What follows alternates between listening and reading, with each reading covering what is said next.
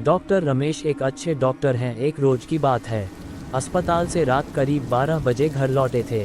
तेज़ बारिश हो रही थी। उन्होंने अभी अपने कपड़े भी नहीं बदले थे कि दरवाजे पर जोरों की दस्तक होने लगी।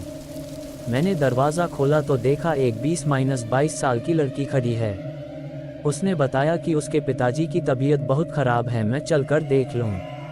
मैंने उसे बताया कि मैं रात में मरीज़ नहीं देखता। इस पर वह बहुत गिड़गिड़ाने लगी। मेरी पत्नी को दया आ गई। उसने कहा कि इतना कह रही है तो जाकर देख लीजिए। मैं अन्ना सा बाहर निकला, अपनी कार निकली और उसे बैठने का इशारा किया। सुनसान सड़कों से होते हुए हम शहर से 5-7 किलोमीटर दूर एक कस्बे में पहुंचे। वहां आबादी से कुछ पहले ही एक मकान के बाहर रुके। लड़की ने मेरा बैग उठाया और मुझे लेकर अंदर गई। वहां एक बुजुर्ग व्यक्ति खाट पर लेटा हुआ था। उसकी हालत गंभीर थी। उसके सिरहाने 2 महिलाएं खड़ी थीं। मैंने उसकी नब्ज टटोली तो बर्फ सा ठंडा लगा। शरीर भी ठंडा था। उसमें जीवन के कोई लक्षण नहीं थे, लेकिन वह धीरे धीरे कुछ बोल रहा था जो समझ में नहीं आ रहा था। मुझे कुछ समझ में नहीं आया तो उसे एक इंजेक्शन दिया और एक दवा खिलाने को दिया। सिरहाने कड़ी एक औरत ने उसे खिला दिया। एक टैबलेट सुबह में खिला देने के लिए भी दिया। इसके बाद चलने के लिए उठा तो लड़की ने मेरा बैग उठा लिया और कार तक छोड़ाए।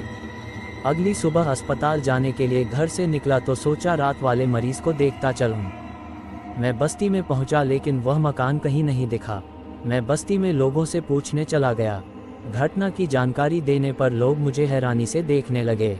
एक बुजुर्ग ने बताया कि ऐसा कोई परिवार इस बस्ती में नहीं रहता। ये प्रेत लीला है जो हर एक आध साल पर घटित होती है। वह एक भूता खंडहर है। आप वही गए होंगे। आपने इलाज किया इसलिए बच गए, नहीं तो मार डाले जाते। मैं भूत प्रेत पर विश्वास नहीं करता था। इस पर बस्ती के कुछ नौजवानों ने कहा कि उस जगह पर चलिए जहां वह मकान था। मैं 2-3 लोगों को लेकर वहां पहुंचा तो वहां पूरी तरह खंडहर था। उसमें मकड़े का जाल भरा हुआ था।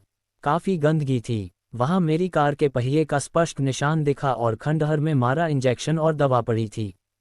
मैं चुपचाप वापस लौट आया। घर पर पत्नी और बच्चों को ये बात नहीं बताई। कुछ महीने बाद मेरा तबादला हो गया।